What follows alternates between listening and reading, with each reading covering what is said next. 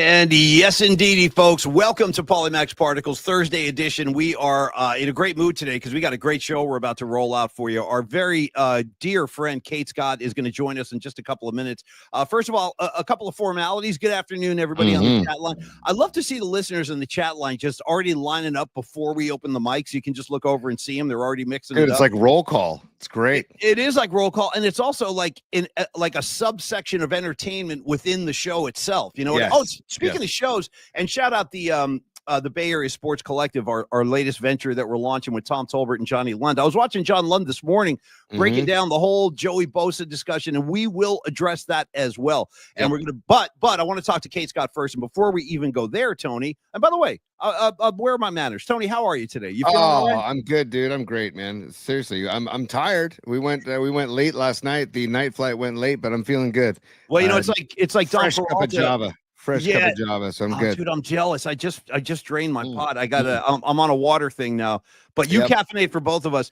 Dom Peralta called it out. He goes, guys, it's like playing a day game after a night game when we do the Thursday 11 a.m. Dom, you're all over it. But first, a word from our newest sponsor. We're so happy to announce our relationship and partnership with Flex Funding and our great buddy Carlos De La Fuente. He is ready to take your calls. Let's just put it in simple terms. If you are in need of cash, Carlos is the guy to talk to. Why? Because first off, I vouch for him. I really do. Like, I will put my rep on the line to vouch for Carlos because I know that he is a polished professional, 26 years of experience in the mortgage industry, in the loan industry, and he's ready to help you out of any jam you might find yourself in today. So let's talk about Carlos's service just a little bit. For starters, here's an advantage of using Carlos. First of all, he's a broker. Okay. Carlos is a broker, and as a broker, he's got advantages as opposed to a lender. Carlos is essentially a one-stop shop.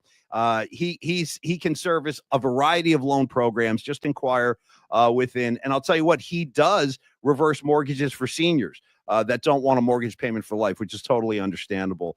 Carlos also handles self-employed loans. So whatever your area of interest, or just if you have questions about your financial future, ring up Carlos, 925-250-4894. Please email him too. He checks his email all day long, carlos@myflexnow.com. And of course, if I didn't mention this, Tony, Carlos can help you today and every day with a HELOC loan. That's a home equity line of credit. Here's the best part. Carlos isn't going to fleece anybody. There's no appraisal fees attached here, Tony. So Carlos is the man. Again, I vouch for him. Tony, just a couple of words from you on Flex Funding, and then we will open the door to Kate Scott. Go ahead, T. For me, it's all about trust. We've hung out with Carlo. We've met Carlos. We've met him. You met him organically, and we trust him, right? It's like I took my car to my trusted mechanic that I've had for 30 years. I go to him because I trust him, and he does good work. So we trust Carlos, and also he's a local dude, SF State Gator, Sacred Heart Fighting Irish, 26 years in the biz. And again, the one-stop shop. It's just, we love Los, and we wouldn't go into business in partnership with Carlos if we didn't trust him and think that he could help you out as well. So check him out, carlos@myflexnow.com, buddy. All right, thank you, Tony, and thank you, Carlos. More on him at the end of the show. We'll talk about Flex Funding one more time before we dismiss the class. Yes, Steve. Yes, absolutely. And I want to honor a couple of supers because Kate Scott is in the waiting room, but I also want to honor a couple of supers as we get going. Yeah. She's hanging out in the green room. She's got all kinds of pleasantries and beverages. Yeah, the honey. We left treats. some honey. We left some honey glazed almonds. There's an option to take a steam before you join the. It's all up to Kate, however she wants to pamper herself. But we're here for that. Yes, Tony. It's cool. We have those warm towels too that are rolled warm towels, lemon scented.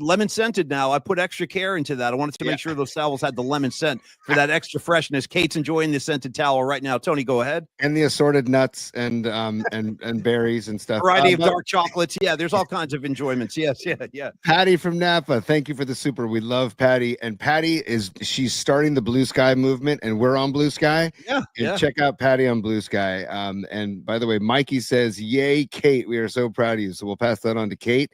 Indeed. And thank you for the super, Patty. And then also we had one earlier. Let me find it. It's I see it too. I see it up on top, T. I see the color. I can't see the name though. I know. I'm looking for it too because I want to get Kate on the show. I know. Let's move, pal.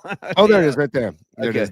The aspiring botanist. The aspiring botanist. Yeah, the aspiring botanist says, yes, Kate is the freaking best. Well, I concur, aspiring botanist, and thank you, Patty. Thank you, botanist. You guys are the best. Now, just a word on Kate Scott. Listen, you remember her on the Murph and Mac show. That was only the beginning of her incredible career, man. You talk about ascension.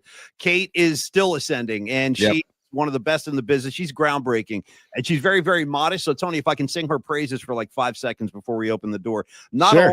Not only is Kate Scott the play-by-play voice of the Philly 76ers, she also is the only woman, actually scratch that, she's the only human being, Tony, and I actually have to refer to her stat sheet because it's so extensive. She's the only human being to do play-by-play for the NBA, the NFL, the NHL, NCAA Division I football, the Olympics. Oh, and by the way, throw in a FIFA World Cup. Kate's done all of it. Damn. And she's so good. And she's such a sweet person. We love Kate. Let's bring her on to Polymac Particles, Tony. Let's welcome her to the program. And it all started in Clovis, California. There she is. Heck yeah, it did. Yeah. Kate Scott's in the house. Now, first of all, Kate, I got to say, welcome to Polymax Particles. I got to compliment your attire right out of the gate. I see a Philly shirt with the KISS font. Yes. Look at that. So I thought you guys would appreciate this. So a couple of girls that reached out to me, like as soon as I got the Sixers gig, they were so stoked that a chick was calling sports out here in Philly. They own the Philly shirt shop. And it is the 4 Philly mascots. Is that great? Is that, oh my God. The Philly Fanatic. Gritty for the Flyers. That's Gritty. Swoop, the Eagles mascot. And we have a dog because nobody knows what the hell a 76er is. So they're like, let's make him Franklin after 17. Nobody cares. But anyway, it's so great to see you guys. You guys know how I feel about nuts. So that was a great intro here. Patty, Mikey. Wow. Love you guys. Yeah, Kate, you're like a Bay Area treasure, even though you've flown away and you're on the East Coast now. I can't tell you how many people I heard from after we announced that we were going to have you on today, Kate. Like, I got tons of text. The comments line here exploded. Oh, and by the way, Kate, if you go to the right-hand side of your screen where you see comments, click that and you'll see the audience. They're very excited to have you today.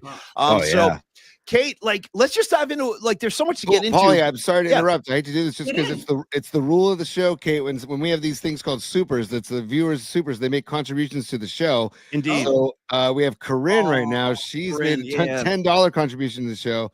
So proud of you, Kate, but miss our days at Public House with you, Murph and Mac, and miss I remember Corinne. Corinne, thank you for that donation. And I miss all of you. And let's just start there. I know I said it.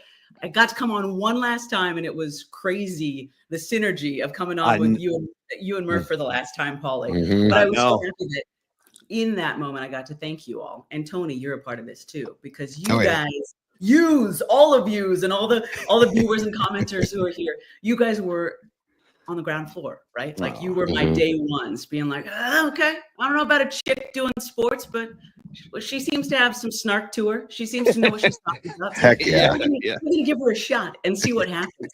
And I remember all of you. I remember Corinne. I remember Patty.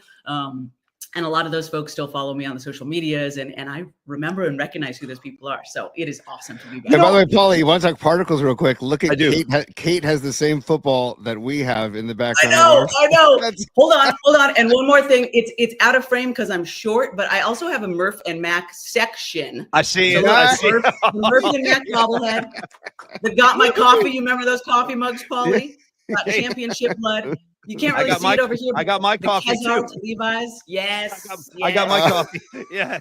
So good, Kate. It takes a very, very specific person to know what the hell we're talking about when we reference those things. But I feel like a lot of people are here with us today. I got to tell you this, Kate, aside from yourself, the great Kate Scott having the Murph and Mac bobblehead up on our shelf, the only other person of that kind of level of prestige who proudly displays the Murph and Mac bobblehead, and it's a true story, the great Jim Nance. Kate, Jim Nance has a Murph and Mac bobblehead in his private study. I saw it on the shelf. I'm like, damn, Jim, what an honor. What a freaking honor. That tracks though, Paulie, because one day I hope to be in Nance's league. So that's good. That's good motivation and inspiration for me, knowing that he is another person who has the Murph and Mac bobblehead. You know what? Let's start right there, Kate, because as the reaction is indicating, I mean, you're so beloved in the Bay Area, and going to Philly, that's a big change. It's a big change in lifestyle. It's the attitude and kind of vibe and flow of that city is so different from San Francisco, your hometown, and the greater Bay Area and Clovis. Yeah. So just talk about like kind of transitioning into Philly, coming from the Bay Area. Like how challenging was that, or was it not challenging? What was that experience like for it you? was a huge challenge. And I think of you, and I have thought of you as I've texted you, Paulie, so often over the 4 years that I've been here so far, because we all know that Paulie talked so much about Jersey, right? And like the East Coast and Philly when I was on the Murph and Mac show, but I never got to experience it. And Tony, as you know, like so much of it is true. I thank people all the time out here for fitting certain stereotypes. Like Paulie, everybody has a guy for everything. And I just thought that was a thing. No, I got a guy. I got a guy. Carlos, one of your new guys. No. My partner Ala, who we do the Sixers games together. He's a Jersey guy, born and raised. Nice. Anything, whether it's for a car, whether it's for a HELOC, whether it's for something's happening with your garage door. He's like, hey, don't worry, I got a guy. So that was really fun. But you guys know, I mean, I was always pissed off for greatness, right? I was the one giving interns a hard time when Murph was like, you showed up for work today. And I was like, congratulations. Now do some freaking work and stay late. And what are your 8 jobs you're going to work after that? Amen. And that is really through and through. Pissed off for greatness, gritty, grimy, kind of a chip on our shoulder because we're not New York, we're not Chicago, we're not DC, right? That's been the fun thing. So many friends who were born and raised in California like me had never been to Philly because a lot of West Coasters don't think like when I visit the East Coast, where should I go? But Paul, this is such a great city. I mean, it truly is the birthplace of America. And my first year, Paul and I were in the city, like two blocks from the Liberty Bell, 2 blocks from Independence Hall, where the Declaration of Independence was. Yeah, it's pretty crazy. Yeah. It's wild. So I knew that it was going to be a massive challenge. And I also took over for a legend. So imagine the people who in the next few years are going to take over for Kruk and Kipe and Fitz and John Miller and stuff. Like, imagine taking over for that person, but in Philadelphia. And imagine that person was born and raised in North Philly. So I knew that it was going to be a massive challenge for anyone who took over when it comes to this, let alone a gay chick from California. So love it, Kate. I just dove in, and I knew they wouldn't have hired me if they didn't think I could succeed. And they told me that from the get-go. They're like, no, you're our girl. It's not because we wanted something different. It's because you were the freaking best. And we auditioned so many people. And everybody. NBC, the Sixers, we all love you. So we've got your back. Dive in. We know it's going to be hard at first. But similar to starting at KMBR, Paulie, calling the 49ers games, calling football on the Pac-12 network. Like, I have been a first so many times that that I was, and I hope that I'm the last first. My mom and I were joking about that, but that all prepared me and thickened my skin enough that sure, it was hard. It was still hard. The noise is so loud that it's hard to block out. But I mean, when it comes to loving sports, you guys know the Bay Area is amazing, and I will always have a special place in my heart because I grew up a fan of Bay Area sports. But getting to Philadelphia, I mean, I can't tell you how wild. Apologies to all my 49ers fans friends watching. How wild it was here. Just a couple weeks ago, when the Birds laid it into Patty Mahomes and the Chiefs, like this place exploded. So I love being back here. Yeah, and what's great about Philly? Here's something I would say in defense of Philadelphia is that, and I've heard Allen Iverson say this, is that once you win that town over, it might be tough at first to like get in their good graces and for them to like look at you as one of their own, but once you kind of cross that threshold and you get in the good graces of Philly fans and they take you in, that's a bond for life. Like the loyalty, that's a real thing. Like East Coast loyalty is very, very profound. And those guys, like Kate, once you win them over, they're going to be with you for life. And I'm sure you've already done that. It's been awesome already. People, saying one of us. Nah. It helps. See? It helps that, I like my whiskey, maybe whiskey. Yeah. Maybe it helps that I've been on the beer show out here a number of times because you guys know, like I love beer. I love smoking cigars. I love sports, and it goes back since the beginning. And also, Paulie, a couple things. I listened. I know you guys had Murph on a couple weeks ago, and I thought that was great. I also loved how you both thought you were going to steer the ship with Murph coming on. That was laughable as he was like, okay, page 1 of my notes. That was awesome. But all the synergy again, Paulie. My first producer out here who was at the end of his producing career for the Sixers. He did 40 years in the producing chair. A Kutztown University alum. Nice. Oh, yeah. You guys know my favorite Giant after Will Clark and Royce Clayton was Ryan Vogelsong. He's a Kutztown boy. That's a Kutztown alum. Yeah. And now our new associate producer is a Kutztown guy. So I just love all these things that you guys introduced me to while I was in San Francisco. The particles, Kate. You're talking particles. And by the way, another super Sons of Johnny Lemaster checking in. He made the quad Kate Scott pins, and that's Hank from Long Beach, Kate. That's his alias, Sons of Johnny Lee. Yeah. Thank you, Sons of Johnny Lee. Look at this. Yes. And as you guys can tell, I have absolutely no friends. So if somebody would like one of these pins, hit me up on social media, because everybody out here in Philly is like, what the hell is that? Didn't you guys go freeze your butt off a candlestick ever? No, that was just right. Also, I got to give love to Escobar 3. Thank you, Escobar. And he says, I got my coffee.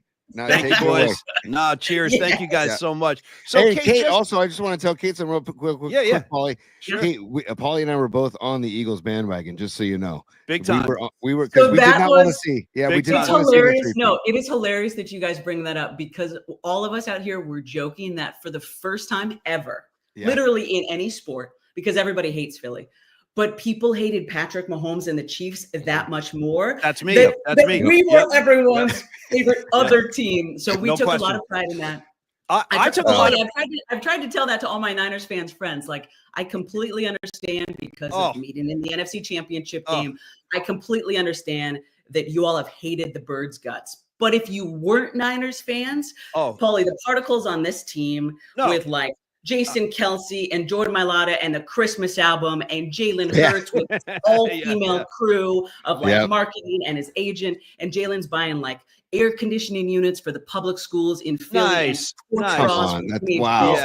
Like the particles reminded me so much of our Giants teams from the early That's a great call. Yeah, and I can see that love affair. I can see the way the city feels about this team, obviously. And, listen, there are guys on the Eagles I really like and respect. Jalen Hurts, definitely. Kate, I used to watch him when he was playing at Alabama and Oklahoma, and I loved him back then. And I just love the way he competes. I love his kind of stony demeanor, like he's just giving you no emotion. I love all that. And then Saquon Barkley, who just got paid as he should have. He is now the highest paid running back in the history of the league, 2 years, 41 mil, I think he got. And God bless him. He deserves it because in my eyes, Kate, the running back position has become a criminally underrated or undervalued position in football. And he deserves every cent of that. And I hope that kind of spreads out to other running backs. But no, and listen, Tony and I are probably the two biggest haters on Patrick Mahomes, maybe on the entire Western Seaboard. Like, I can't stand him.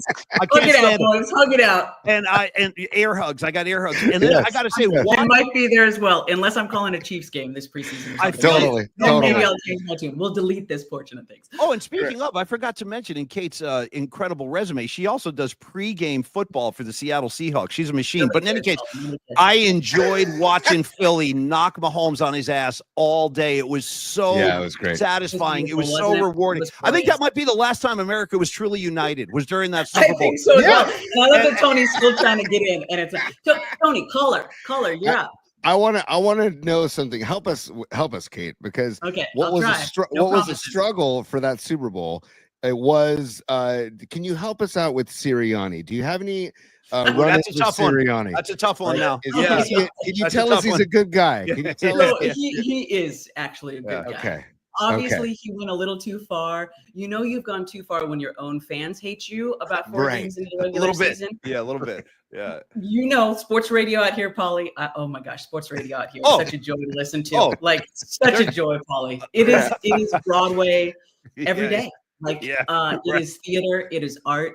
And people were calling in. What was it, week 4 or 5? And they were like, get this guy out of here. Yeah, Nobody talks to our fans that way. Why is he getting an AJ Brown? This is the voices I'm imagining that they have. Sure. So it was interesting, but I think my boss summed it up perfectly. Like when it comes to great Philly panderers, when it comes to pandering for Philly, it is Bryce Harper 1, Nick Sirianni 2, me, Kate Scott 3. When it comes to how great a job we have done pandering as being outsiders coming in. But no, Sirianni is actually a great dude. And I think he's great for Philly. I think he took it too far, but I was blown away because even coming into this season, guys, he was kind of a lame duck coach, right? With what happened he was. He rid of coordinators. Yeah. I was expecting him to be gone by about week 6 this year because I thought Howie Roseman and company we're going to see if anything might change. Right. So I was really impressed how they somehow rallied together, banded together. I thought the season was over about midway through and did what they did. Yeah. And Sirianni's come to Sixers games and like he gets it. I think that similar to a guy I just mentioned, Bryce Harper, right? We always hated his guts, but then I started to bring Bryce to the Bay hashtag because I hoped he would come. I remember instead I just followed him out here to Philly. But I think Sirianni is one of those guys that you freaking hate, right? He's like Draymond Green. Totally hate his face if he's not hate his face. That's perfect way to put it. Freaking face, right? I've been there. Yeah. But if he's on your team, you're like, that's our guy. Let's go, Nicky. And of course, everybody back here calls him Nicky because you know what we have, and I know you can identify with this and totally relate to this. We have the same kind of relationship with Draymond Green here in the Bay, right? Like I freaking love Draymond. I got his bobblehead right there. There's no rings without Draymond Green. However, the rest of the country doesn't feel that warm and fuzzy about Draymond Green. So I totally get that. He's got to be on your squad to understand the love affair. Here comes Lily. See, the love for Kate Scott. The love for Kate. Yeah, the love is out. The outpouring of love. Puppy. Oh, that's such a great picture of the pup, Lily. That's so great. Thank you. Lily, and it's hilarious. Lily. Speaking of Draymond, you guys probably know they play at every NBA arena, but Draymond's Kia commercial that feel like it's maybe about 2 years past its expiration date, but they play it during like halftime or timeouts, and every time it comes on in Philly, every freaking time, you're like, I don't even have to look up from my notes. I hear the booing, and I'm like, see, the Draymond. I know he's our Sirianni, right, Tony? Yeah. And Kate, have you ever had a run in? Because a couple people have commented, and I was thinking the same thing. Have you ever had a run in with Big Dom? Big Dom on the sideline. Oh, Fat Dom. Yeah. Could anything? Getting back to what I said earlier, Paulie and Tony, that it makes me so happy that certain stereotypes ring true, right? Mm-hmm. Yeah. But could Big Dom, could that, I mean, that's in a TV show, Paulie. Like the fact that Nicky Sirianni is being followed around by a Big Dom guy. And I say that because, oh my gosh, you guys just made me think of it. So yes, I have Big Dom literally follows Nicky wherever he goes. So he's at our games as well. It was hilarious a couple of weeks ago. Pete Davidson from SNL fame and Staten Island is a Philly fan, and he came to a Sixers game sitting front row with a Big Dom hoodie on. So it was like right there. But I buried the lead, Paulie and Tony. You guys, it is 2025. Guess what television show my beautiful wife Nicole and I have finally started watching? The Sopranos. We finally started. Yeah. Welcome. Only 25 years late, 27 years too late. Doesn't matter. Hey. Okay. We're about 5 episodes in, and it is glorious. I can tell already. We're going to love it. And I think of you guys every time I flip it on. It's fascinating. I'll tell you what, like, obviously you got the mafia story going, but Tony and his therapist, played by Lorraine Bracco, is just amazing in that show. Their whole relationship and their interactions are like a show unto itself. So, Kate, welcome to the extended Sopranos family. Anytime you want to talk, if you have questions, I'm here for you. And Kate, Patty from Napa says that you do not age, and Patty's so nice. Patty, it's called lighting, girl. You know that. It's called I like that. Lighting. You know that, girl. I have a lot of natural light in my office here in Philly. Is it weird? I'll go there because we're not on the radio and nobody cares anyway. The therapist is like she's pretty hot, right? Like that's part of it. Oh yeah, no, that's part of it. Part of it. And I don't want to like that dynamic does rear itself. I won't give anything. Oh yeah. No, there's already been a dream, Paulie. There's already been a dream during which Nicole was like, "What is happening?" And I said, "Babe, I think this is a dream sequence. Let's wait 30 seconds and see what happens." Yeah, but and I know Tony, you've also been a Bad Sisters fan, Tony. I heard that, and then I'll pass the baton back to you guys. You know, I have a lot of Murph in me, so I try to control. Let it roll. But I found out in Bad Sisters, I won't use any spoilers, but The woman who's kind of like the older sister who owns the family house, Sharon Horgan, right? Yes, she's phenomenal in the show. I was having this conversation with a friend a couple weeks ago, and I was like, is it weird that she's the sister that I think is the hottest? And she goes, no, Kate, you want to know why? And I said, why? And she said, because she is known as the Irish Connie Britton, Paulie. And I was like, that's a great dude. Well, tracks. Yep, that makes sense. The Irish Connie Britton. I mean, listen, Connie Britton, that's like my one kind of hall pass where I would get the green light. Like me, if I get the chance, Connie Britton and I, we got a lot to talk about. So I look forward to that. Yeah. And Paulie, by the way, the show that those shows. Now I'll pass the talking stick back to you guys, and you can leave your own program again. And Paulie, I do want to give, and our viewers and listeners, check out Bad Sisters if you get a chance. I think it's on Apple TV. There's 2 seasons. It's fantastic, and it takes place in Ireland. It's so good. Kate, I love that you brought that up. And I'm singing this to the ladies. Little tenacious D there. The first couple of episodes might be a little difficult because I some of the male characters are so horrific that I was like, I don't know if I can watch this show anymore. Keep going. It gets better. See, yeah. Really, you got to stick it out. You got to stick it out. Now, I got to get a couple of sports questions in while we have Kate's Cop before we let her go. And I got to ask about the big dog. I got to ask about the state of the 76ers. Joel Embiid, I know he's out for the year, but I guess what I want to ask, Kate, is what is the future of Joel Embiid in Philly? Is there a future? And 2, we talked about how hard it is to win that fan base over. What is what's his standing at this point with the Philly fans? Wow. Pow, pow, pow, pow. Paulie's coming hot.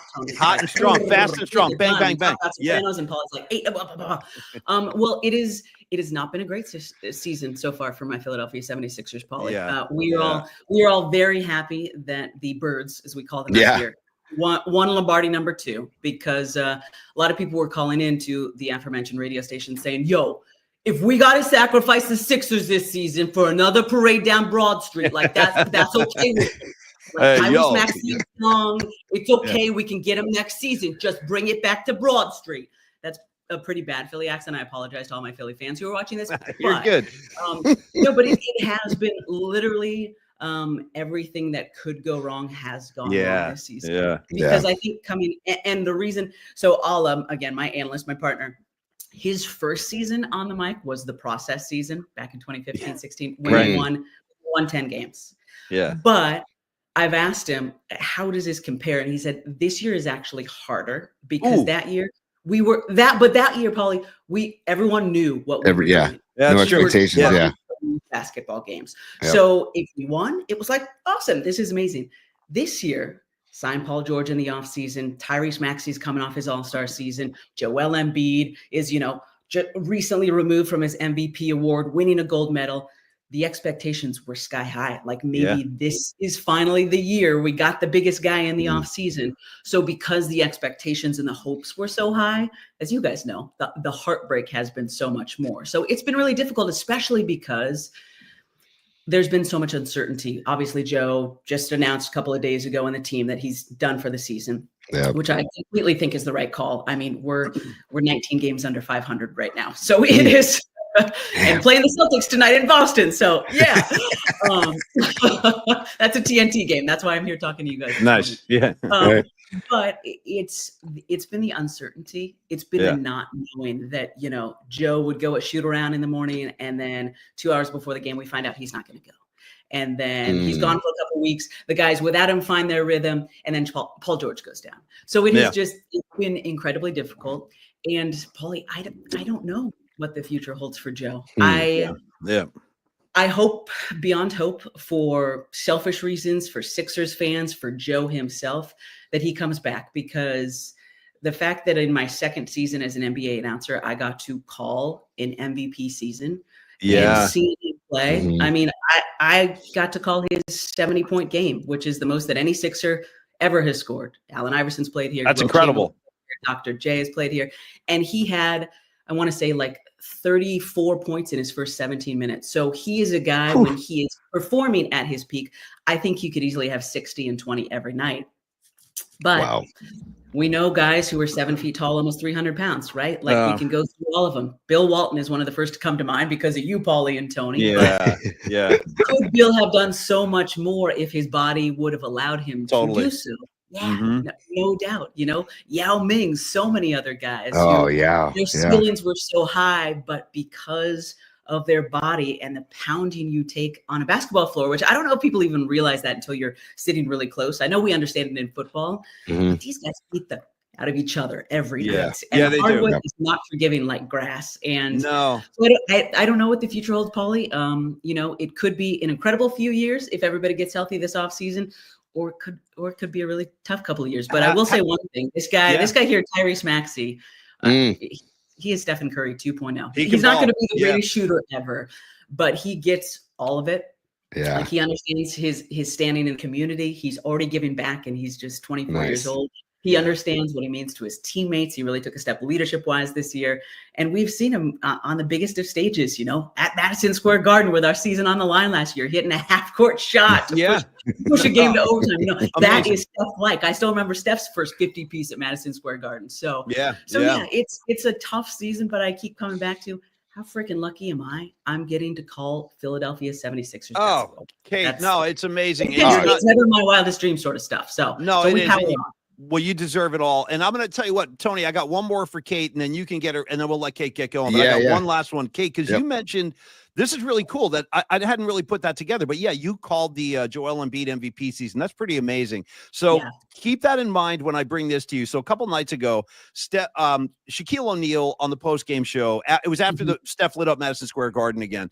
And Shaq said this, and I was really glad he did, Kate. He goes, it's time people start putting Steph Curry in that GOAT conversation. And I don't want to debate who's the best player of all time. It's pretty subjective and it depends on when you grew up and all that. But I would ask you this, Kate, seeing what you've seen every star in the league up close and personal, after all these years, and to see Steph Curry still doing it at this level, I can tell you, Kate, I watch him every night. He hasn't lost a step. He hasn't lost a thing. No. He might be better. His game in Orlando against the Magic, it was insane. So he is that one guy who you just get a text, Steph is doing it again. And you're like, I did it to Tony. What? How do I watch this? That's it. That's exactly what I said to Tony. I said, Tony, turn on your TV. Steph Curry's going ape shit. You got to tune in. And that was a quote. And I think it accurately described the performance. But I would say this, Kate, how do you view Steph Curry today? When you think about the greats that you've seen? He's one of the absolute greats. He to me will be, and I know it's so hard because obviously I wasn't alive for Oscar Robinson or Wilt Chamberlain. So I think it is very difficult to put those guys. I think those will definitely be all-time greats, right? But the league dramatically changed from 1975, 1980 on. No doubt. So I think we all talk about Jordan. I think I've always been a huge fan of LeBron James. I think he changed the game. And I think Steph has been the next guy to take the baton from LeBron. Look at the way the game is played now, guys. On a fast break. And Ola talks about this all the time. He's like, never in a million years would I have imagined somebody stopping behind the three-point line on a fast freaking break. You've got a 2-on-1, but instead of taking it to the rack, you're going to stop, pull up, and your teammate is going to run to the cup to try to grab the offensive rebound if you miss. He's like, that is Stephen Curry. Now, of course, there's the people who are like, he's ruined the game, all of this. But no, he has changed the game, and he made it so that a couple of guards, Steph and Clay, obviously, with some great characters around them, Draymond, Bogut, and go to whatever iteration of the Warriors dynasty you want to. Yeah. But Steph made it so that guards could win it all. So I think that there's no doubt that he's one of my top 5 players of all time. And I think a lot of other people would agree. And I thought just seeing him and LeBron this summer while they were playing for Team USA, I'm watching Court of Gold right now. I'm sure you guys have already talked about it's so that. good. It's so awesome. good. It's so good. But seeing how much LeBron wanted to play with Steph. I mean, I know. That says it right there. When you're a great, who do you want to play with? Whether it's a musician, Paulie and Tony, whether it's an athlete, because everybody wants to play with you. Who do you want to play alongside? That's a great call, right? I think Steph has changed the game, and everything he's done in addition to that. Like my friend is partnering with him with Oakland Unified and Eat, Learn, Play, and they are changing the district across the bay. I mean, seeing what they've done for the playgrounds and the kids over in Oakland, their consistent commitment, even though the team's now been in the city for a handful of years. And I think that the same way that I joke about Allen Iverson changing the fashion game, right? That was one of the reasons I loved AI. He changed that part of the game. But LeBron and Steph have changed it so that being a dad and giving back to your community and standing up for what you believe in, stuff that Jordan didn't feel comfortable doing for whatever reason. Right. Those guys are changing that aspect of it. So yeah, no, I mean, he's one of one, and every time we get to see him play, I've only gotten to call a couple of their games because they're usually national exclusives. But I mean, I got to call the game when the Sixers were at Oracle really early in the new year, where Steph was perfect, right? 8 for 8 from beyond the arc. He'd ever done that in his career, and I was so happy that I was on that call, because obviously I bias towards the Sixers, but because I'd covered Steph, I was able to kind of wax poetic about it. And yeah, this sucks tonight, Sixers fans, but we're watching history tonight. There you go. Soak it up, because this guy, we're not going to see another one like him for a long time. Well said. Hey, Kate, how's the feeling out there? Because out here, the Jimmy Butler edition is just been outrageous. It's been magical. We were talking about how it's been just like magical. And I'm wondering how it's viewed out there. And are the Warriors viewed like, oh, they're good again, damn it? Or is it like, right on, the Warriors are good? And by the way, Kate, we'll get you back on the Warriors bandwagon now this season if you want to come back on for exactly. I got room. I mean, I'm so happy that they are in the Western Conference. Exactly. Because I have been cheering for a Warriors Sixers NBA Finals since I got this job. Yeah. Oh God, that'd be amazing. But I'll be honest, and Paulie probably knows this, nobody really cares about the West Coast out here because we all go to sleep. So I tried to explain this when I was calling college sports and coming out here. Yes, East Coast bias is a real thing, but it's also we have to go to bed because we have to work today. That's a true story. So like Warriors games tip off at 10:30. So I come home and I usually catch the first half because I'm still wired from the Sixers game called. But then I got to go to bed because I got to go to practice the next day. But with that being said, obviously Jimmy was a Sixer for a little while, and then he went to the Heat. So yeah, there's mixed emotions about Jimmy here in Philly because some people did want him to come back, but I'm not surprised in the least, and I think this speaks to Stephen Curry's leadership once again. Totally, this guy who did something that nobody else would do with Pat Riley and the Miami Heat. Who complained and cried and bitched and moaned his way out of Miami. Really? Like you did that? Now the fact that he's line so quickly and is really quickly fitting into the Warriors culture of joy and teamwork and passing the basketball, that to me speaks to Steph once again and Steve Kerr and what an incredible culture they have built. And I'm rooting for you guys. I That's mean, a great call. When we talk about it now on the air, I'm like, you guys don't sleep on Steph, don't sleep on LeBron, because championship medal in every sport is a real thing. And now that he's got Luka, now that Jimmy's in Golden State, like OKC is the best team that I've seen hands down all season. The Cavs and Celtics are close to 3, but I still think whoever comes out of the West will have the best chance of winning the NBA championship this year.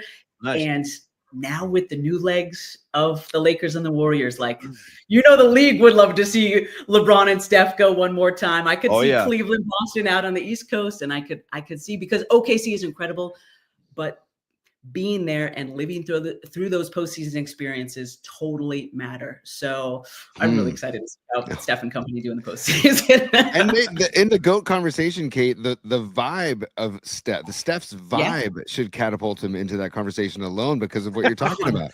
100%. No, it's true. I mean, all of us, I know you guys talk about this all the time.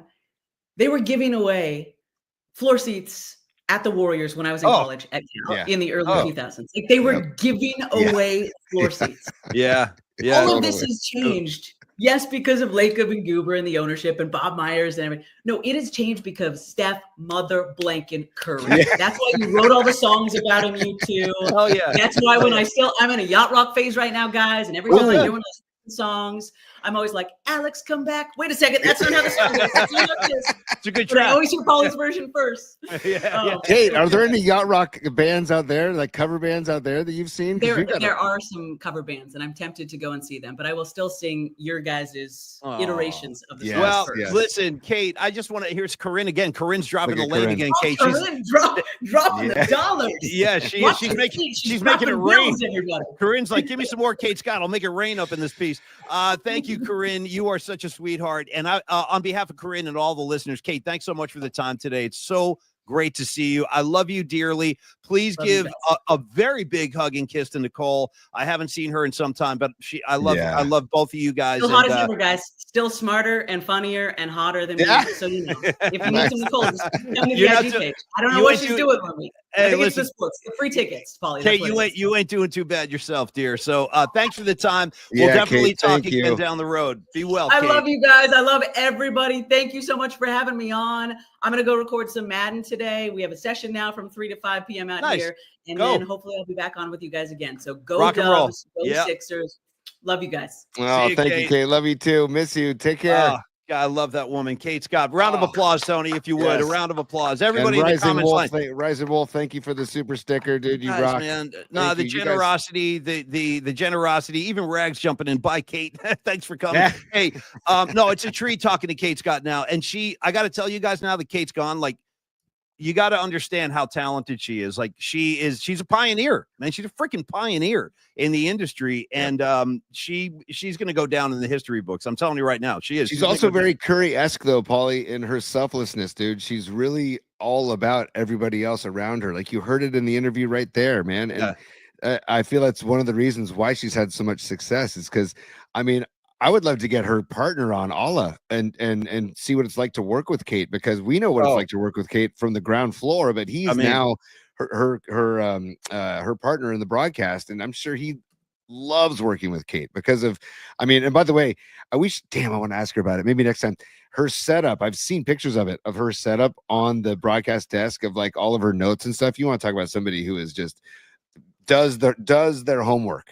You know what I mean? Does their homework. She's a pro in every sense of the word. She's a complete professional. And to your point, Tony, off the court, as they say, she is such a lovely person. I mean, I can't say enough good things about. By the way, here comes Andrew now from Longbridge. Thank you, Andrew. Longbridge, Andrew.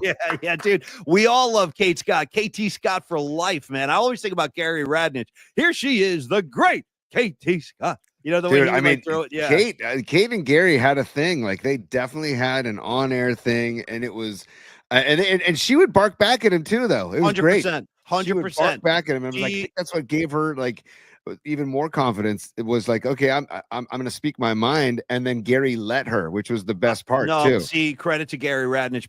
We don't talk about Gary enough. You talk about freaking legends, dude. Gary Radnich. I'll never forget this. We had a meeting when we were launching the Murph and Mac show. Tony Salvador. This is back in the days when there was money flying all over the radio industry. How about this, Tony? I don't even think you know the story. Right when Tony hired me and put me on with Murph, he goes, you know what we're going to do? We're going to have a meeting off campus. So listen to what he did. Tony rented out a conference room in a hotel near the station. This is when we were still on Hawthorne. That's how gangster he was. So we walk in there.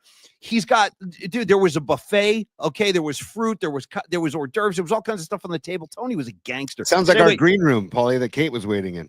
I don't think Tony's was as nice as ours, to be honest. I'm going to say. Okay. So anyway, he sat us down and he was talking about what it takes to succeed in radio. He told Murph and I, he goes, guys, it's going to take time. It takes about, this is what Tony said. It takes about a year for people to even know you're on the air. And it takes about a year for people to get to know who you are. They're probably not going to like you at first, because anytime there's a change, people are always going to be a little resistant, and you got to kind of hope that you can get in their good graces. But this is what he said. He goes, you know, once you get that thing centered on the track, there's no limit to how far you can go. He goes, look at Gary Radnich. And then Murph and I used to imitate this all the time on the air over our years. Gary Radnich, the #1 sports talk guy in San Francisco. And then Murph and I would always say that, the #1. But Gary, back to your original point, his back and forth with Kate was amazing. And to Gary's credit, you're right. He let Kate kind of push back, be herself. And Gary, he let Kate be Kate. He let Kate be Kate. Which Gary was a master, dude. He was masterful at I was his morning show producer when Gary did the mornings for a couple of years. I was his producer, and it was tough because neither of us were morning people. Yeah, but man, was he a pro. And he reminded me when I worked with former Mayor Willie Brown. These guys could just turn it on, and it's just like, wow. And they almost have like a photographic memory where they would read something once, put it aside, And then like 2 hours later in the show, they're reciting like verbatim what they read in the article or whatever. It's just crazy. So yeah, shout out to Gary. We should get him on the show. Let's get Gary on the show. The number one sports talk guy in the Bay. That's Gary Radney. He loved Gary. And God bless him. What a relationship they had. Gary and Tony rose, all the way to the top together.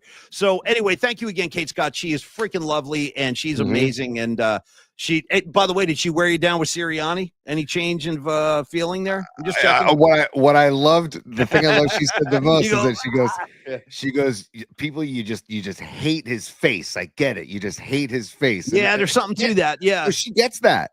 And she gets why people would the impression he makes and he gives. And dude, I feel like, and we said this a few weeks ago, Sirianni should buy Saquon like whatever Saquon wants, because Saquon saved Sirianni's job. Because like as Kate was saying, he was kind of a lame duck coach. That's a good call. That's going into the season. And the Eagles don't have that run without Saquon Barkley. God, no. Know what I mean? No, not at all. Not at all. And so I feel like Sirianni, and by the way, I saw Rag say that Kate Scott makes Philly almost tolerable. I feel that's you know what, Rags, you're right. The charms of Kate Scott are profound. Hey, Tony, speaking of Rags, he's got a request, and I want to follow up on this. Sure. Since we got about 15-20 minutes left in the show, I want to introduce our new segment. So just to take a look ahead at what we have in front of us and the time we have left.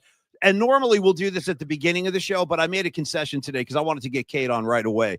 Sure. So, Tony, as we look at the remaining minutes of the show today, welcome to our new feature where Tony tells us today's set list, and to underscore the piece and your profound speaking voice, I'd love it if you could punctuate this with our new our music bed, which we've decided to honor our friend Doug in Japan. Because I got to tell you the truth. I'm not kidding about this, dude. I feel like really not only happy, but I'm kind of touched. Yeah, we me have too. A guy in Japan who's when I saw that comment, he's digging the PMP vibe. He was a Blue Sky guy, but anyway, Doug, this is for you as we honor the Japanese culture. I thought one of our favorite Japanese heroes is Takashi from Revenge of the Nerds. So I said, let's bring Japan and the U.S. together in harmony. And the one way to do that is Takashi's theme song. Tony, go ahead. For Takashi Toshiro.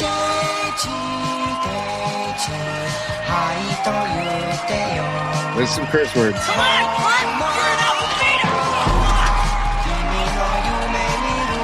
come on, sing along. You're ogre. That was ogre. Dude, Takashi theme song. Thank you, Tony, so much. So what do we have in today's set list of the remaining minutes of the program? Set list for the remaining minutes. We're going to do a Tony's top three. Yeah. Okay. Which will involve. Well, we'll get to the top three in a second, because then why would I say what it's going to involve? You'll hear what it's going to involve in minutes. Hey, listen. Then I want to do our T-shirt Thursday. We've been talking about it and doing it. Our T-shirt Thursday. Yeah. I think it's clothes in the attic. Right. We're gonna do clothes in the attic Thursdays. Clothes in the attic. Yeah, dude. It's funny you say that. I got my shirts right. I got a pile of shirts, T. They're right over here. Shirts. I got one basically that I'll just show today. I got one, and then I want to do a couple of birthday shout outs, and then I want to do a couple of emails I got from the PMP Army, because they send the emails at pauliespod@gmail.com, and just to show couple of cool photos we got in the email inbox last night. Okay, well, I'm going to let you take the reins, Tony. You dictate the terms, and I'll respond. If you want to go top three first, you want to go close in the attic first, whatever. You tell me what you need. Yeah, let's go top three. Tony's top three. We can go top three, and then we'll go T-shirts, okay? You got it. Good? Tony's top three. And then we'll do the PMP Army and birthdays. Thank you. Tony's top three. Woo! Feed them. All right, dude. Feed them well. Feed them well, and then give them seconds, Tony. Feed the ducks, and then give them second helping. Go ahead. No question. Breadcrumbs all over the place.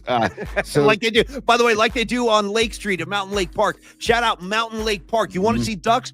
Bring a bag of crumbs over to Mountain Lake Park. That's 10th and Lake Street. Hidden gem. It's a hidden gem in San Francisco. Lake Street is one of the most underrated streets in all of San Francisco. Lake Street for life, dude. Yeah. Lake Street for freaking life. Mm-hmm. I got to tell you, you know what they did though, Tony? They closed Lake Street down out of cars. You got these. Yeah, well, if you're living on Lake Street, you're stoked though. Yeah, but I'm not, and I like to use Lake Street to cut right down to Arguello and then take a right to get into the city. Sometimes, I shouldn't say this on the air, but I have violated that ordinance on occasion. Oh. Anyway, Tony, go ahead. I'm sorry. Right here, dude. You got to. Sometimes I know it's a slow street, but I got shit to do. I got as long as you just drive slow while you go through the slow street. It's not much to ask. It's a big city. I got places to be. I don't know what you need from me, but I got to use Lake City.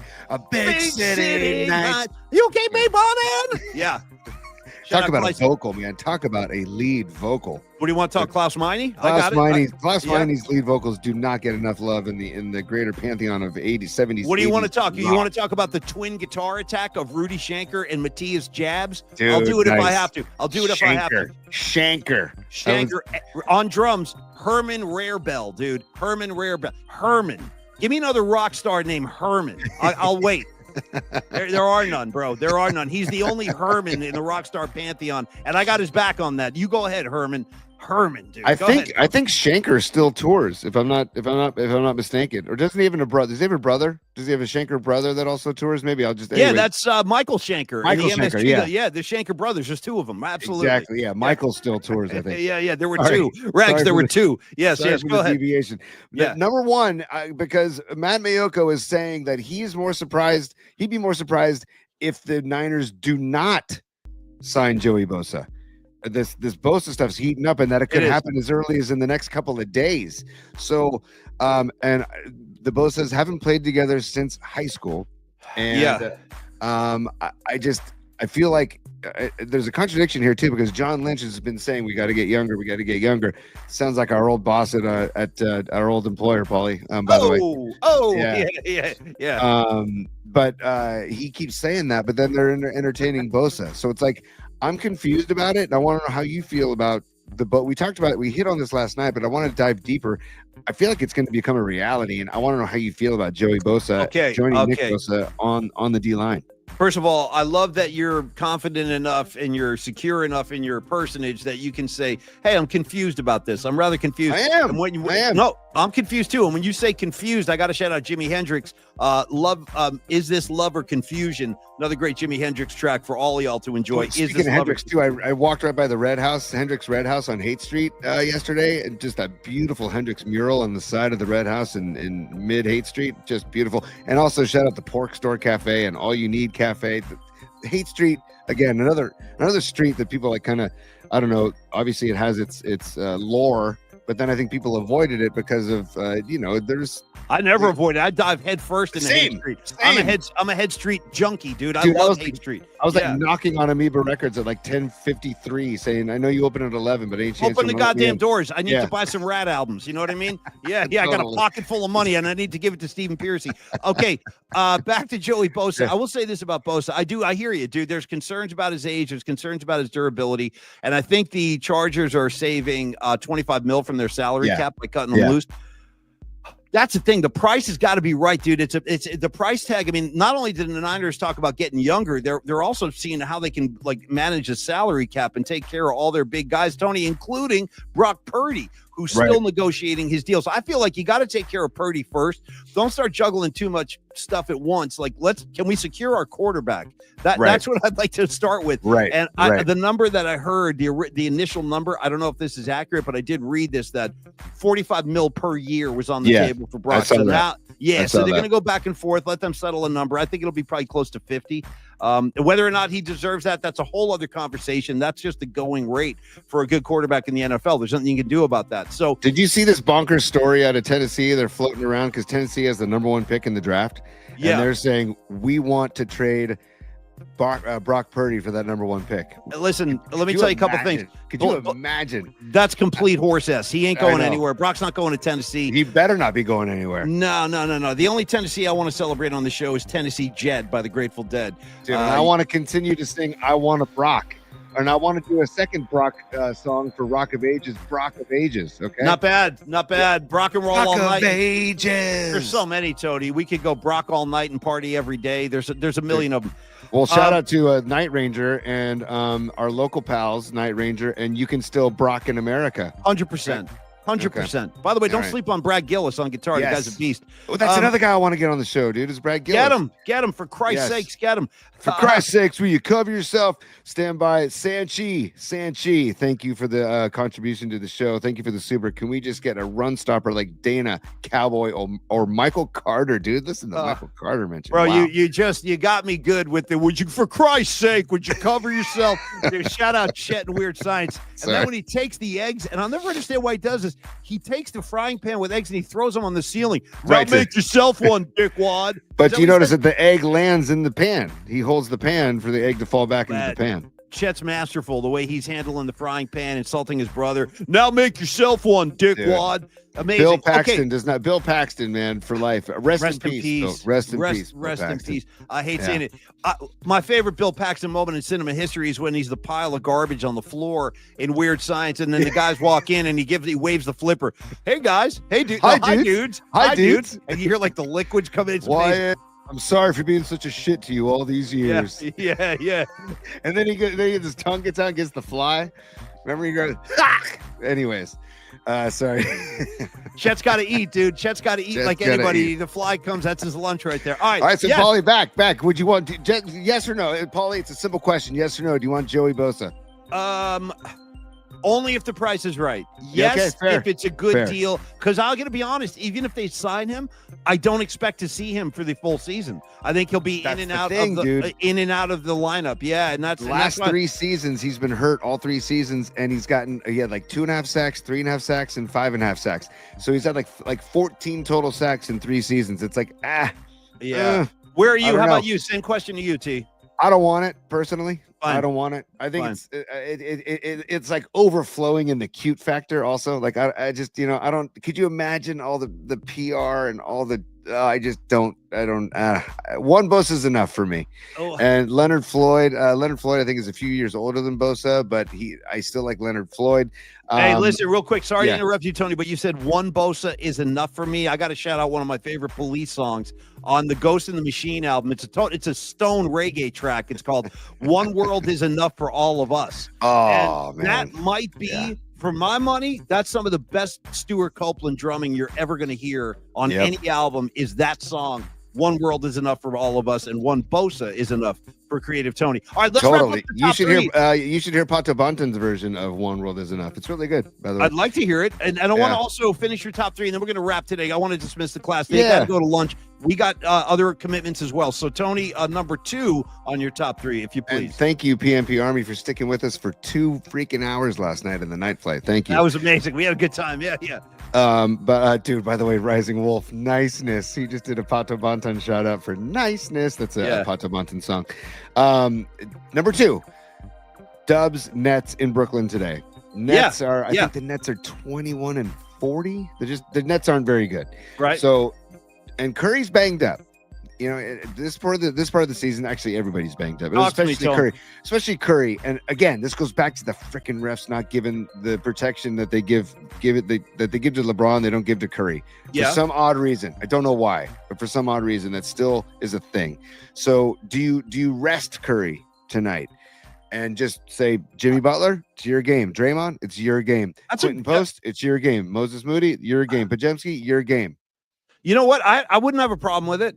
Personally, I wouldn't actually. I think there's something to that actually. And I hadn't even thought about that. But because you know what's funny? I saw Steph Curry walking into the hotel when they got to New York, and he was limping. He was limping the other night. Then he went out and lit up the garden and had a great night. But I'm sure that thing is barking at him, his ankle. So dude, I'm fine with that. Yeah, if you want to rest, and I like your whole mentality too, where hey, you know what? You love Moody so much. Hey, Moody, you're in the starting lineup tonight. Go dazzle me. Go ahead, go dazzle me. 14 starts for Moody. They're 13-1 when he starts. That's all I'm saying. Quick shout out to Bob Agnew, one of our previous program directors, one of the greats too. Bob is one of the real great PDs. When I had your job before you came back and before I started with Murph, I had a brief stint as creative director. Bro, lost in the woods, had no idea what I was doing. Just throwing shit on the Pro Tools program, hoping it was going to work. I didn't know what I was doing. I never forget too, Bob Agnew in the interview. Now, Paulie, you have any experience using the Pro Tools program? I'm like, oh yeah. No, it's like second nature to me. I got Pro Tools. Got it right here in my pocket. I didn't know anything about it. But in any case, he used to open up the studio door and go, Paulie, dazzle me. He would say, dazzle me. And I'd be like, here's a Ralph and Tom open. I don't know. Do you like the Allman Brothers? That's the only piece I had that had any lasting power. Dude, a real quick Agnew story, and I'll let you go. Gary, when I was producing Gary Radnich's show, we had James Brown on the show, the musician James Brown. Hot Pants James Brown. Yeah, the guy. I remember I was so excited. I was so excited because I booked James Brown. I was so excited. And that's when I went and saw James Brown at the Maritime Hall, because he came on that morning to promote the show. Went to the show that night, but we had him on, and James Brown was a little groggy, but still. But the best thing is that James was talking so fast that you couldn't really understand what he was saying. Yeah. And Bob Agnew calls the bat phone in the studio at the control room where I'm behind the soundboard, and he goes, "Tony, get this guy off now. Get James Brown off right now. I don't care. Get him off." And I go, "No." I say, "No, Bob." I respectfully disagree with you. That's freaking James Brown right there. I'm not taking him off the. It's freaking the Godfather. Come on, Soul Brother number one, the hardest working man in show business. I'm not kicking him off the air. Dude, so then I say to Gary in his headset while James is talking, I say, "Gary, Bob wants us to take James off the air." And Gary does this. Gary goes back to me in the talkback, "You better not take James Brown off the air." And I said, "Okay, great, fine." Afterwards, post-show meeting, I'm in Bob's office. "Tony, get down here and see me." Dude, the meeting ended with Bob yelling, "Hey, Tony, fuck you." And I bet down the hallway, I go, "Hey, Bob, fuck you." Yeah. And then literally 2 hours later, we're hugging in the break room. So Bob cared. He cared immensely about the product. Big time. And he was a spicy dude. And I'm a little spicy myself. But I wanted James Brown on the air. I'm not going to take James Brown off the air. So I got to side with Creative Tony on this one. With James Brown, the Godfather of Soul, can do whatever he wants for as long as he wants. But I will say this too: I miss those days when you could have it out with like your superior, and nobody got fired. Nobody got suspended. Nobody got reprimanded. That's what I loved about him. Nobody had to go watch a training video to learn how to. Dude, you know how many training videos I've seen in my life? Jesus Christ! How to talk to people? It's like, I get it already. I'm not coming to work with a flamethrower. I'm not insulting people. Cut the shit. Let me do my job. But in any case, like back then, you could do that. You could tell your boss to F off and not lose your job. Oh God, dude, I do that now. I'm gone long before I was gone in November. I do it now. They're hitting me with a taser gun, and I'm handcuffed. I'm getting driven to a police station. So anyway, Tony, let's number three. Tony's top three. Number three. We just had Kate Scott, right? The play-by-play greatness of Kate Scott on our show. Sixers broadcaster. So it leads me to ask you, Paulie, other than Kate Scott, who is your favorite broadcaster? I mean, I want to go outside of the Bay Area because we're so freaking lucky to have Miller and Fleming, and Kruk and Kipe and Fitz, and also Ted Ramey. That's Ted Ramey on the pile. That's another Ted guy. Ramey, Give me Ted Ramey. Yeah. Randy Hahn and Dan Rusanowski for the Sharks. Like we're lucky. We're so lucky, dude. Glenn Kuiper for the A's. Like we are, and Dallas Braden for the A's. Like we are so lucky in the Bay Area who we've had on the mic here. So let's go outside of the Bay Area. Go national if you want to, but who is your favorite broadcaster, or was your favorite broadcaster other than Kate Scott? I love this question. That's a great way to end the top three today. For starters, I want to give John Madden some love and Pat Summerall, because that pairing was it's never going to be that good again. That was the ultimate stamp of like, this is a big game. When Summerall and Madden, whatever game they did on Sunday on Fox, that was the big game, and they always did the NFC playoffs. So I have great memories of Madden, talking about the Niners and just that whole era, man. I just associate those two. So I want to shout those guys out. But you know who might be my favorite of all time, honestly, is Marv Albert. I'll tell you why.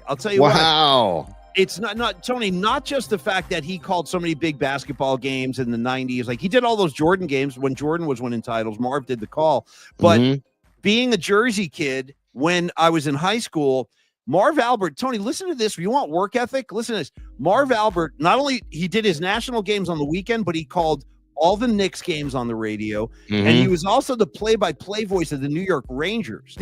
So he did hockey, and he did it extremely well. Yeah. And the signature sound of Marv, like, Steph Curry hits the swish. Yes. He'd give you that. Yes. Yeah. And actually, that's a staple. That's a staple. No, that was Marv's signature. So for me, it's Marv Albert for those reasons. And my final thing I'll say about Marv is the night that the Rangers won their Stanley Cup in 1994. I'm to preserve the moment, not knowing technology would later on be able to deliver this on YouTube. I didn't know that. So I took a cassette tape and I recorded Marv Albert calling Game 7 of the Stanley Cup Finals the night the Rangers won the Cup. So I actually have it. I have Marv on cassette in my house. Yeah. But that's how much I loved his calls, and I'm glad I did that now because Marv is retired, and a lot of new voices out there. So for me, it's Marvelous Marv Albert. Tony, how about yourself? First of all, I want to give a shout out to the to Sons of Johnny LeMaster and Sanchi. They both don't forget to mention Lon Simmons and Hank Greenwald as well in the pantheon of the broadcasters in the Bay. Like, there's such, again, we've been so lucky for decades, man, of who's been on the mic here in the Bay Area. You go outside of this market and you turn on a broadcast, you're not going to get what we've been getting for decades. You get dog S. You get a lot of dog S. Tony, I'm sorry, before you go to your answer, can you bring up, I saw Dub City fly by as a super. Yeah. He's already gone. Oh, get out of here, really? Oh, did you? My bad. Okay, my bad. No, I didn't see it. I apologize. There it is right there. Yeah, see, I told you. I saw him. He flew by. Dude, they go by so freaking fast. You got to catch him. Oh, well, he's calling out for something, Paulie, and I got to respect it, okay? I got to respect this. If he's calling out for it, I got to respect it. So stand by. Because of last night's night flight. If you need a beer, grab a beer. Bruce Bochy. He wanted to get a beer from Bochy. One more time. If you need a beer, grab a beer. I cut that sound myself. I cut that freaking sound bite myself. All right, Tony, go ahead. Give me number 3, and thank you, Dub City. You freaking No, I gave you number 3, and I'm gonna say I freaking love Kevin Harlan. I just love Kevin Harlan. Great call. He adds so much fun to the games, but I also love Mike Breen too. And remember we saw Mike Breen at Original Joe's? 100%.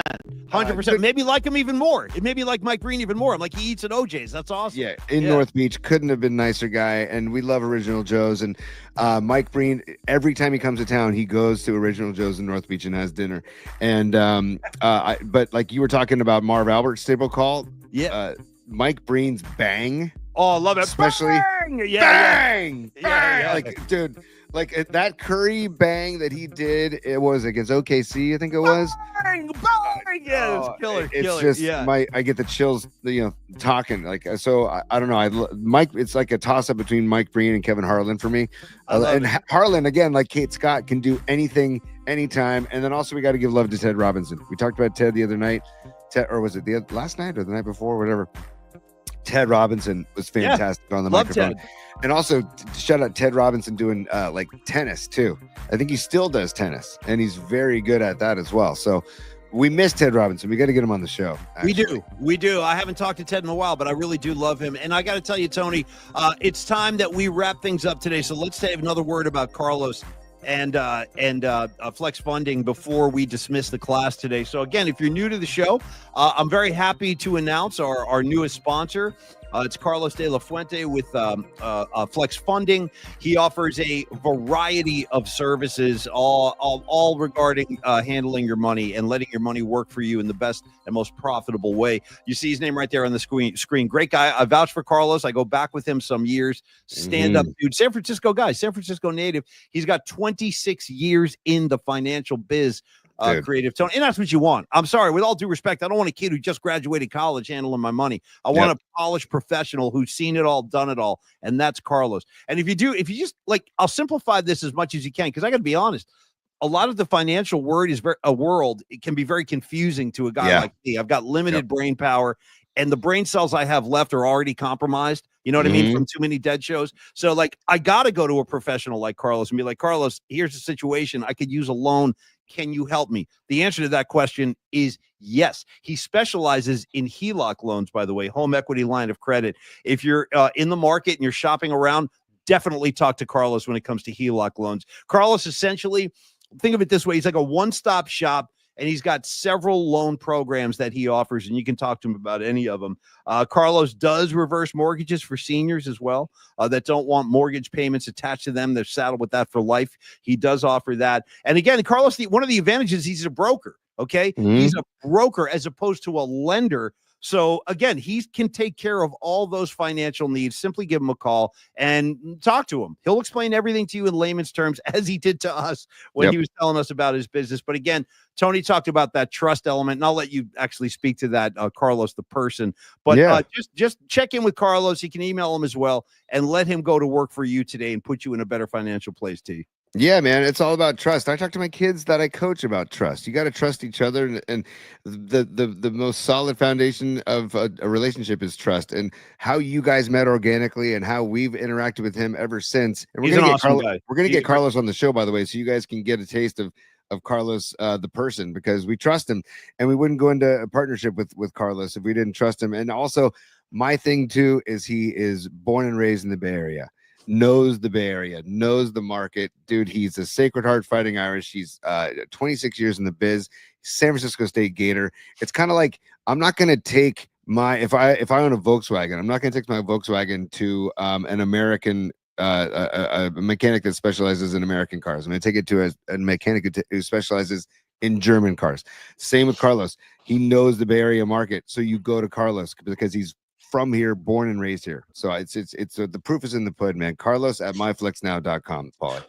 Final thing on Carlos, you use the word trust several times. You know where my mind went? Immediately went to Fast Times at Ridgemont High in the bedroom of Mike Damone. Like nice. One of those scenes, like near the end of the movie when he's calling all his buddies, he goes, I got your tickets so close to the band, you practically scared the band off stage.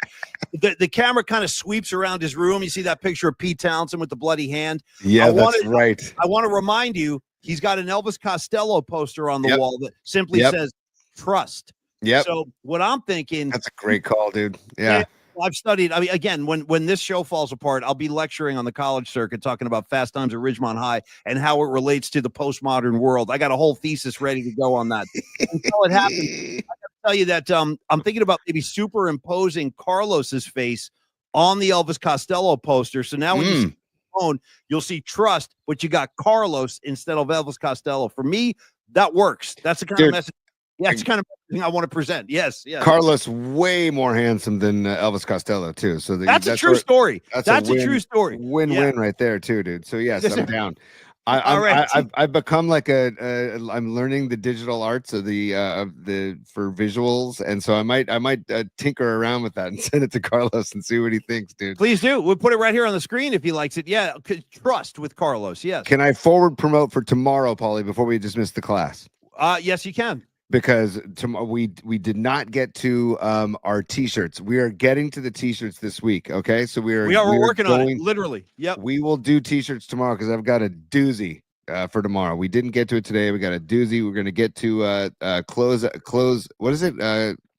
Close in the attic. Close in the attic. Yeah. Okay, we'll do that tomorrow. I also want to get to some emails from the PMP Army, and also our guy from the New York Post, Mark Cannizzaro, is going to join us tomorrow at 12:30. We love Mark. We wanted to talk to Mark about Curry's ownership of Madison Square Garden. We want to talk to him about Davante Adams leaving the Jets. Yeah. So there's some good stuff to talk, and we also love to riff just about all things pop culture with Mark as well. So, and on the way out, Paulie, happy birthday to Shaq, who's 53. Happy birthday, Shaq. Yeah. Shaq, nobody's in Steph's corner more than Shaq. Shaq Fu, yeah, man. Dude, Shaq Diesel, Shaq Fu. Yeah. And then happy birthday to David Gilmour. 79th birthday to David Gilmour. It's one of the greatest guitarists of all freaking time. Thank you, David, for all of your mastery. I would say I would have to agree with that. David Gilmour, one of the tastiest guitar players. He does more with by playing less than maybe anybody I've ever heard. Like one note says so much when it comes to David Gilmour. There's no notes wasted, like when it comes to his style of playing, like that. Feel every single note, like damn, and they're all the right ones. Like anyway, happy birthday, David Gilmour. I'm a big fan as well. And it's very rare that Paulie pisses me off, but Paulie, you pissed me off the other day when you said the song "Dogs" didn't really resonate with you, and that I couldn't understand what was going on. It was going on for like 20 minutes. There's So Paulie, your homework assignment this weekend is I need you to dive into the album Animals and really absorb it and really take it in. I can do that. Some of David Gilmour's best work is on Animals, and I really want you to get involved with that album, especially the song Dogs. His guitar work in Dogs is outrageous, man. It's so good. Hey, for the second Bon Scott shout out, actually the other Bon Scott shout out I think I did last night. Here's another one. Shout out Bon Scott and AC/DC. Dog Eat Dog, dude. eat cat too. When it's a dog, eat dog. Bow, bow, bow. Eat cat too. Eat cat too. All right, Tony, if you would please dismiss the class. I also didn't say tomorrow our show is high noon, of course. Friday's always high noon. We'll have our particle pick of the week. We'll have our musical assignment. We'll have our T-shirt. We'll have Mark Cannizzaro. It'll be super fun. We'll end this great week. And don't forget about the Bay Area Sports Collective, which is day 2 now of the Bay Area Sports Collective, bayareasc.com to check it out. Thank you. Or search Bay Area Sports Collective at Bay Area Sports Collective on YouTube. And you can grab all the shows over there. The Polymath Particle, Johnny Lund, you got Tom Tolbert. All those shows are archived and available for you on the new website. Please do check it out. You see our very cool logo up in the left-hand corner of the screen. Thank you, Tony. The BC. I want that on hats. I want that on hoodies. We'll try to get some merch happening too, so we can spread the word. Go ahead, T. And lastly, I want to thank Alex Simon of SF Gate. He wrote a really nice article. And I want to thank Aiden Vaziri of the SF Chronicle, also wrote a really nice article. And Jason Barrett of Barrett Sports Media as well. They all helped spread the word about the Bay Area Sports Collective yesterday. So we thank all of them. Yeah. And it's a collective. It's all about the viewers, the listeners, and all the hosts involved. We're so psyched about where the future is going to go from here. And again, a lot of collaboration in the future. Super stoked about that. So just wanted to give some love. That's all. Okay, buddy. If you would, Diamond Dave awaits.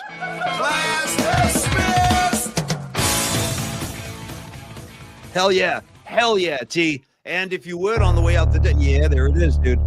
There it is. Thank you, DJ Rob B. Actually, for all I'm making an executive decision, Paulie, on the way out today.